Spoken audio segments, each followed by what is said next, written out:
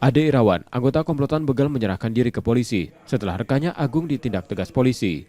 Sebelum menyerahkan diri, polisi menerbitkan daftar pencarian orang untuk pelaku yang sering meresahkan warga.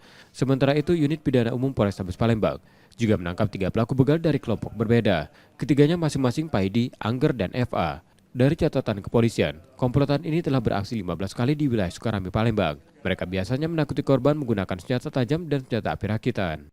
Pengancaman dengan senjata tajam, di mana korban ketika berjalan dalam situasi lingkungan yang sepi, dipepet, kemudian diberhentikan secara paksa, kemudian dilakukan tindakan pengancaman dengan senjata tajam dan senjata api, yang pada akhirnya korban harus dengan terpaksa karena ancaman jiwa melakukan penyerahan barang tersebut, yaitu sepeda motor.